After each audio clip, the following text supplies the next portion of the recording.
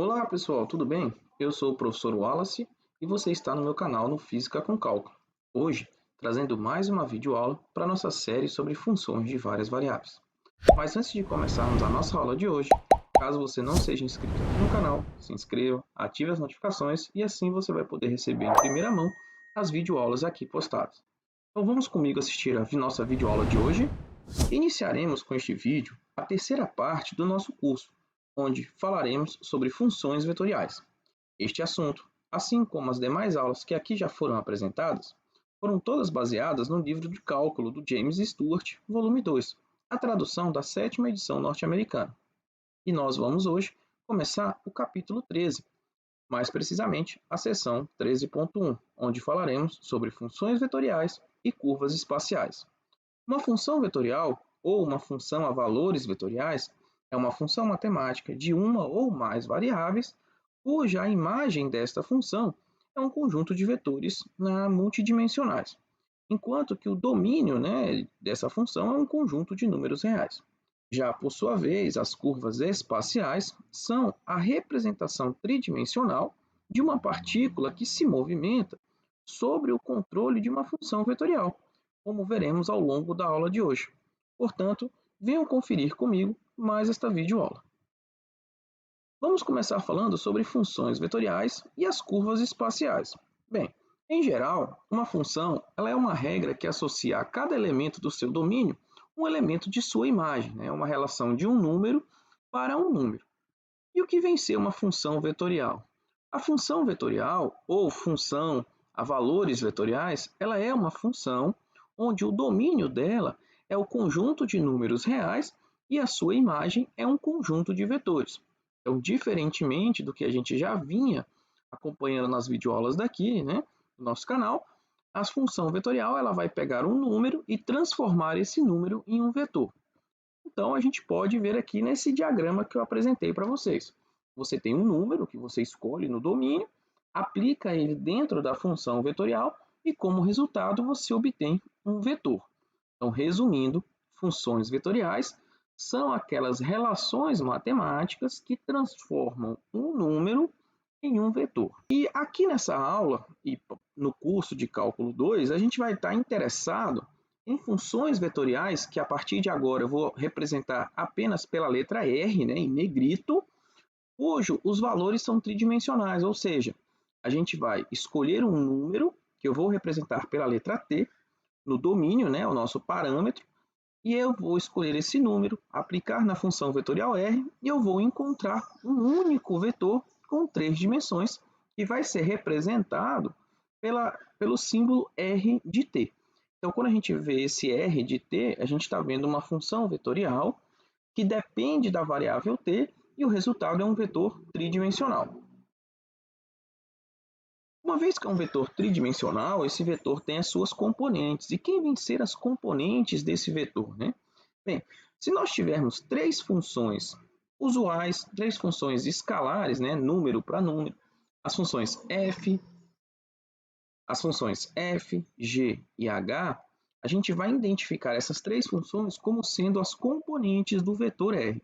Então, a gente chama essas três funções como sendo funções componentes de R. E a gente escreve a função vetorial R da seguinte maneira. A função vetorial R é igual a um vetor com três componentes, onde cada uma das suas componentes é uma função que depende de t, e a gente tem o f de t, o g de t e o h de t. Vejam que a função f é a componente x, a função g é a componente y e a função h é a componente z. E quando eu falo componente x, componente y, componente z, é a posição deles na hora que a gente faz a representação. Mas lembrando que essas funções elas dependem única e exclusivamente do seu parâmetro t. Tudo bem? Para melhor entender, eu trouxe aqui para vocês um exemplo. Então, vamos considerar a seguinte função vetorial. A função vetorial R, em que ele é um vetor de três componentes, em que cada uma delas é a componente t ao cubo, depois log de 3 menos t e a última raiz de t. Então, aqui a gente consegue extrair alguns resultados interessantes. A primeira coisa é identificar quem é as suas funções componentes. Então, aqui você tem a primeira função componente, a f de t. Aqui você tem a segunda função componente, que nós estamos chamando de g de t. E aqui nós temos a terceira função componente, que nós estamos chamando de h de t. Então veja que essas três funções componentes ela têm um resultado muito importante, que é nos dizer quais são os valores de t que a gente pode escolher. Veja que, a princípio, se eu não fizer uma análise cuidadosa dentro da função vetorial, eu vou poder colocar qualquer valor, o que não é verdade, uma vez que a função componente g de t ela tem uma restrição, assim como a função h de t também tem uma restrição. Veja que, se nós olharmos para a função h de t, eu não posso escolher valores negativos de t. Por que eu não posso escolher, né? Porque essa função h de t, a função componente, ela é a raiz quadrada do parâmetro, né? E a função raiz quadrada ela não aceita números negativos. Então, dentro das minhas possibilidades de escolha para os valores de t, eu não posso escolher um t negativo. Ou seja, o t ele não pode ser menor que zero. Esse é um problema. Agora, quando a gente olha para dentro da função componente g de t, a gente também tem um outro problema, uma vez que a função logaritmo, o seu argumento não aceita números negativos. Então, eu não posso escolher valores de t em que essa operação que aparece aqui dentro me dá como resultado um número negativo. Então, eu tenho uma outra condição para a escolha de t. O t, né, então 3 menos t, ele tem que ser sempre maior que zero. Logo, o t tem que ser sempre maior do que o t. Ou melhor, o t tem que ser menor do que 3. Dito isso, a gente pode agora falar que o domínio da nossa função, né, ou seja, o intervalo em que essa função ela é válida, é o seguinte: o domínio da função r, então o domínio da função r de t, quem é, né? São todos os valores, é um conjunto de todos os valores de t pertencendo aos reais, tal que o t seja maior que zero, porque ele não pode ser um número negativo, mas ele também não pode ser maior do que 3. Então você pode escolher qualquer valor dentro desse intervalo e a sua função vai estar definida. Se você escolher valores negativos, você vai ter problema, e se você escolher valores para t maior do que 3, você vai ter problema também. Tudo bem? Na sequência, a gente vai falar sobre limites e continuidades, né? A gente já conversou sobre isso anteriormente, então vou deixar o card aqui, que foi a nossa aula número 2, sobre limites e continuidades, e aqui a gente vai naturalmente estender o resultado para o caso de funções vetoriais. Então, o limite de uma função vetorial R, ela é definida calculando os limites das suas funções componentes, ou seja, se eu quero calcular o limite de uma função vetorial R em um certo valor do seu parâmetro, né, por exemplo, o t indo para o valor a, basta que eu calcule individualmente o limite de cada uma das suas funções componentes. Então, se eu souber calcular os limites das funções componentes, automaticamente estou calculando o limite da função vetorial. Então veja que os limites das funções vetoriais aqui, eles obedecem exatamente às mesmas regras que os limites de funções reais. Por isso que é importante conhecer as propriedades das operações de limites de funções de uma variável. Continuando ainda, dentro do contexto de limites e continuidade, a gente pode definir o conceito de continuidade de uma função vetorial R da seguinte maneira, né? Então, se uma função vetorial R ela é contínua num certo valor de t igual a se o limite dessa função existir e se esse limite for exatamente igual ao valor da função calculada naquele ponto, né? Então, ou seja, a gente vê aqui que a função vetorial R ela é contínua naquele ponto de t igual a se e somente se suas funções componentes f, g e h, né? O f é a componente x, o g é a componente y e o h é a componente z, também forem contínuas naquele ponto que a gente está estudando. Então, para isso, eu trouxe um segundo exemplo, onde a gente vai considerar agora a seguinte função vetorial R. R de t é igual a um vetor de 3 componentes, onde as suas funções vetoriais são dadas pelas expressões. Então, o f de t ele é 1 mais t ao cubo, o g o g de t ele é dado por t e menos t, e o h de t ele é dado pela função seno de t sobre t. Perfeito. Agora, se a gente quisesse calcular o limite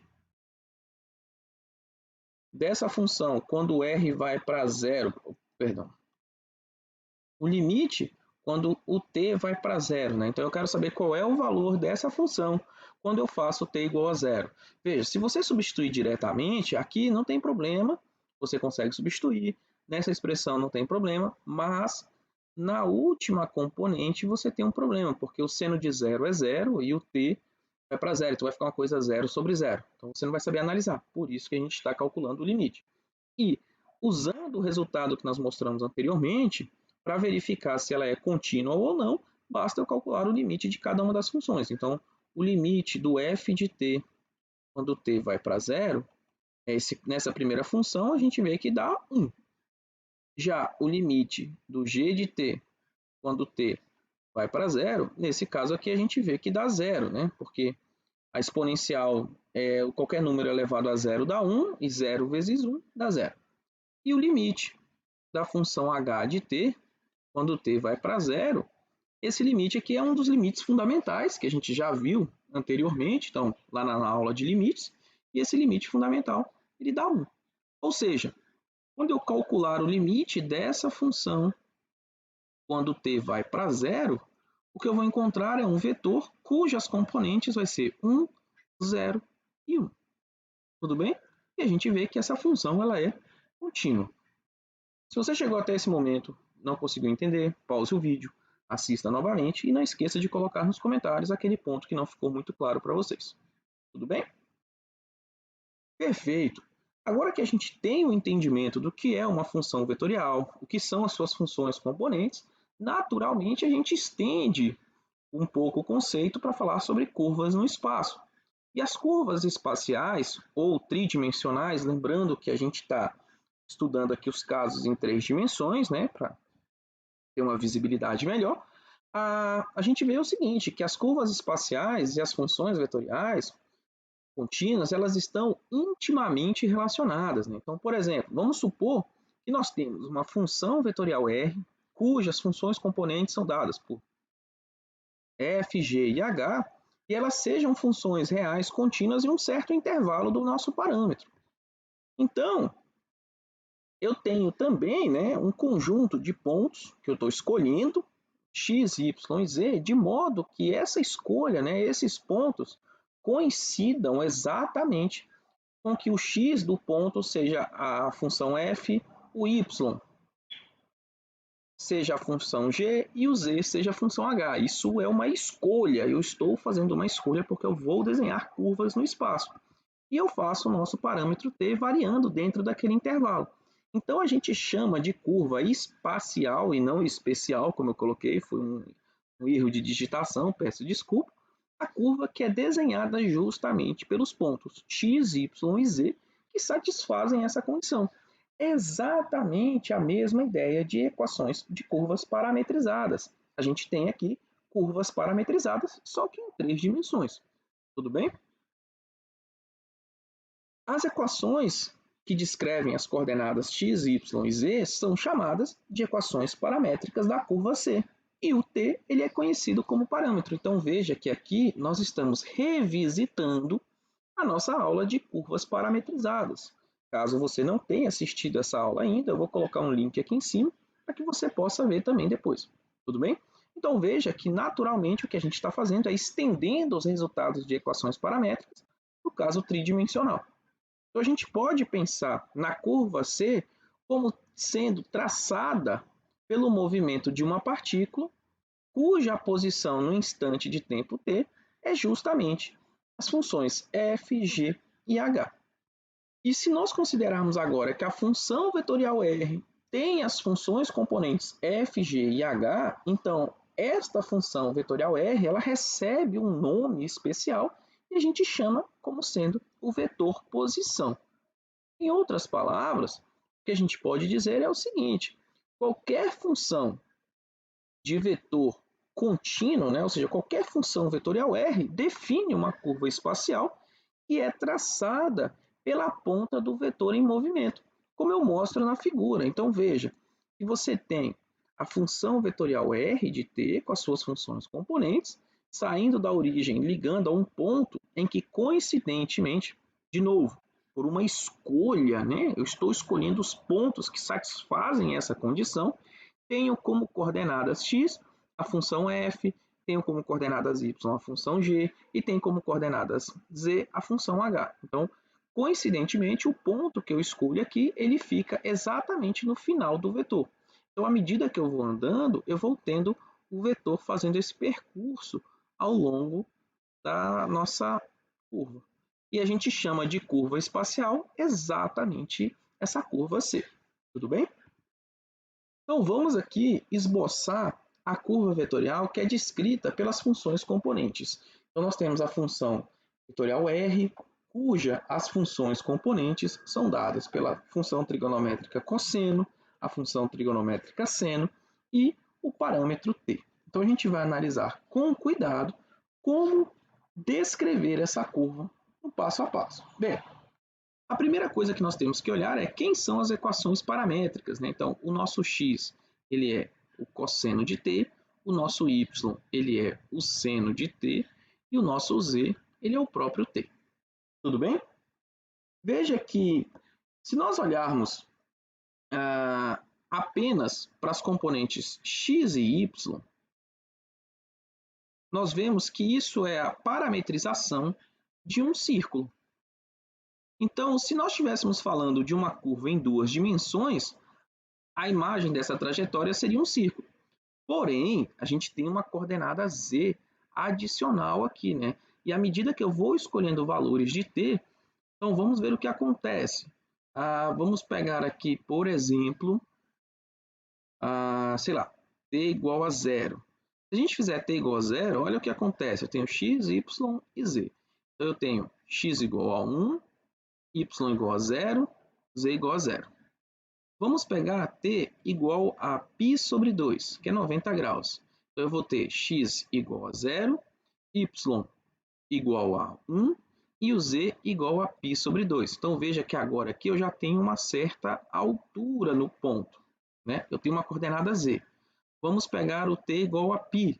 Se eu pegar t igual a π, eu tenho menos 1, 0 e π. Então, veja que eu subi mais um pouco. À medida em que eu vou escolhendo valores de t, eu vou dando um círculo no plano XY, mas ao mesmo tempo eu vou subindo no eixo Z.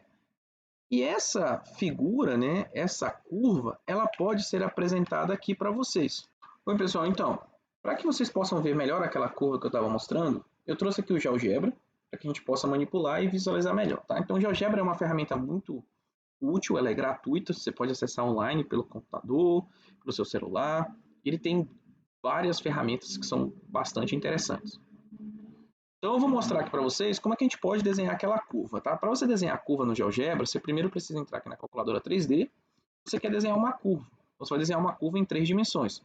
Tem duas entradas, né? Você pode entrar nessa primeira opção, mas veja que ela vai te dar só uma curva em 2 dimensões, enquanto que o outro caso vai te dar uma curva em 3 dimensões, é o que a gente quer. Então a gente vai colocar aqui curva, a gente coloca a componente x, que é cosseno de t, a componente y, que é seno de t, e a componente z, que é t. Aí a gente coloca o parâmetro t, dizendo que varia de 0 a 2π. Quando eu faço isso, ele automaticamente calcula para mim a imagem, né, que é a nossa curva. Tudo bem? Então, beleza. Então, veja que se eu alterasse aqui o intervalo, digamos que eu queira que ele varie de menos 2π até 2π. Então, se eu fizer isso, ó, ele aparece na parte de baixo do plano. A gente vê que é uma espira, né? É uma hélice. Esse é um resultado bem interessante. Então, é assim que a gente usa no GeoGebra para você visualizar uma curva. Tá? Eu vou voltar algumas vezes aqui para o GeoGebra, mas eu vou voltar lá para a nossa aula para a gente continuar. Perfeito. Então, agora que a gente visualizou a nossa função, a gente pode continuar um pouco mais, né? Então, essa curva que é descrita por essa função vetorial, ela tem uma forma, né, de uma hélice, e essa forma de saca-rolha da hélice circular, que foi mostrada no exemplo 3, é exatamente a mesma forma das molas. E ela também aparece num outro lugar que nós conhecemos muito bem, que é a molécula do DNA, o ácido desoxirribonucleico, que é o material genético das células vivas. E em 1953, o James Watson e o Francis Crick mostraram que a estrutura da molécula de DNA ela é de dupla hélice, circulares, paralelas e interligadas, que é justamente essa imagem que aparece aí para vocês. Beleza? Vocês verem que tem uma aplicabilidade em locais que a gente menos espera. Então, o nosso DNA ele tem uma função vetorial que a descreve, que é aquela do exemplo anterior. Bem, vocês viram que para desenhar curvas eu tive que usar o GeoGebra. Então, a gente utiliza computadores para traçar essas curvas espaciais, porque essas curvas elas são muito difíceis de desenhar se comparadas com as curvas planas. Não é um problema a gente desenhá-las. E para que a gente tenha uma representação muito mais precisa da curva que a gente quer desenhar, a gente utiliza a tecnologia a nosso favor. A gente não precisa mais ficar desenhando no braço. Então, como exemplo, eu vou trazer para vocês aqui algumas curvas descritas pelas equações paramétricas a seguir. Então, eu vou trazer dois exemplos. Essa primeira curva, tá? Então, ela tem como equações paramétricas x igual a 4 mais seno de 20t, que multiplica cosseno de t, o y igual a 4 mais seno de 20t, que multiplica o seno de t, e o z, que é cosseno de 20t. Então veja que se você quisesse desenhar na mão, o que você tinha que fazer? Você ia ter que assumir valores para o parâmetro t e encontrar valores de x, y e z. Aí você ia localizar esse ponto no sistema de coordenadas tridimensional. Você ia fazer isso para diferentes valores de t, e aí depois você ia ligando os pontos e você ia encontrar a curva. Mas veja que isso é um trabalho muito difícil. Então você usa um computador para fazer isso. Por exemplo, o GeoGebra ou Matemática, que é do Wolfram, você pode usar o Maple, que é um outro. Você pode usar, inclusive você pode, se você tiver habilidade em usar em Python, você pode escrever em Python, isso que o Python gera esses gráficos para vocês. Então assim, existe uma infinidade de ferramentas tecnológicas que a gente pode utilizar. Eu particularmente recomendo o GeoGebra por ser bem intuitivo, gratuito, você tem acesso à internet, então você pode inclusive tentar desenhar essas curvas no GeoGebra. Coloca aí nos comentários se você conseguiu desenhar, tá? Ou coloca aí a imagem, para a gente saber se você também está com essa habilidade aí de utilizar, beleza? Mas eu trouxe para vocês aqui a imagem da nossa curva em questão. E essa curva em particular, ela tem um nome, ela é chamada de espiral toroidal, porque ela tem um formato de um toroide e ela tem a sua curva ela é espiral, né? Então você tem esse formato aí, beleza? Então essa curva ela é descrita por aquelas equações paramétricas que eu mostrei para vocês. Tudo bem? E a nossa segunda função que eu trouxe para vocês é chamada de nó de trevo ou trifólio, em que as equações que a descrevem são dadas por essa expressão. Então veja que o x ele é 2 mais cosseno de 1,5t, que multiplica o cosseno de t. O y é igual a 2 mais cosseno de 1,5t, que multiplica o seno de t. E o z é o seno de 1,5t. Então veja que, de novo, é uma função bastante complicada de se desenhar, não é trivial de se fazer na mão. E, de novo, a gente faz o uso do GeoGebra. Então, a gente utiliza a ferramenta do GeoGebra para visualizar essa função. E, ao fazer isso, o que a gente encontra é exatamente essa curva aí, que tem essa parte de cima ou a parte de baixo. Beleza, pessoal? Bem, essa curva em especial, eu vou até mostrar no GeoGebra, porque ela é bastante complicada e ela acaba gerando algumas confusões para a gente, né? Então, deixa eu reabrir aqui, trazer o GeoGebra para vocês. Então, vamos lá. Usando o GeoGebra, a gente vai desenhar a nossa curva. Então, eu vou apagar essa daqui, que eu não preciso. Deixa eu colocar aqui novamente no lugar o eixo. Então, vamos lá. Então, a nossa função ela é uma curva. De novo, ela tem três expressões, né? Então, a gente vai para 2 mais cosseno de 1,5t. Aqui você tem que usar o ponto no lugar da vírgula, porque ele não reconhece a vírgula. Tudo bem? Então você põe aqui. E isso tem que estar multiplicando o cosseno de t. Beleza. Aí você entra para a segunda função, que é 2 mais cosseno de 1,5t e multiplica o seno de t. Beleza? E depois você tem A função, opa, isso aqui, não, isso aqui não está no lugar errado. Esse fica aqui, seno de t. E depois você tem cosseno de, na verdade é seno de 1,5t. E de novo, o t nosso aqui eu vou colocar ele variando de 0 até 2π. Então, olha só, quando eu faço isso, eu tenho aqui a minha função. Então, veja que ele já gerou a minha curva. Ela tem esse comportamento, ela começa aqui, aí ela vem subindo, depois ela atravessa o plano de novo, ela parte para a parte de baixo, volta. Então, veja que ela tem um comportamento bem interessante, né? E a gente pode, de novo, brincar aqui dentro do GeoGebra e colocar isso variando de, sei lá, menos 2π até 2π. Então, olha, a coisa fica bem mais complicada. Ela dá uma volta, mas elas não se tocam, tá vendo? Em nenhum momento a curva se toca. E ela chama de trifólio porque ela tem essas 3 partes aqui, como a gente pode ver. Beleza, pessoal? E é isso. Com isso, a gente chega ao final da nossa aula de número 15, da parte de funções vetoriais. Eu espero que vocês tenham gostado da aula de hoje. Foi uma aula bem mais simples, bem mais rápida, direta. A gente vai depois, na nossa próxima videoaula, a gente vai conversar sobre parte ainda de funções vetoriais, mas nós vamos revisitar algumas definições do cálculo 1, né, derivadas integrais de funções vetoriais, onde a gente vai poder aprender um pouquinho mais como fazer a derivação e a integração desse tipo de função. No final da sessão deste livro, existem alguns exercícios que podem ser feitos, até como sugestão, trago aqui para vocês. E agora que vocês conhecem a ferramenta do GeoGebra, vocês podem tentar resolvê-los para poder encontrar. Então fica aí a dica para vocês tentarem resolver, beleza? Assim, eu vou tentar trazer um vídeo resolvendo alguns exercícios para que fique bem mais dinâmico a coisa, para que vocês possam entender melhor, mas eu acredito que utilizando o GeoGebra vai facilitar bastante o entendimento de vocês. Certo, pessoal? Então agradeço aí a presença de cada um de vocês, se vocês terem assistido até esse momento, não esqueçam de curtir o vídeo, compartilhar para que outras pessoas possam ver, né? E aguardo vocês até a nossa próxima aula. Então, brigadão aí e um abraço. Fui!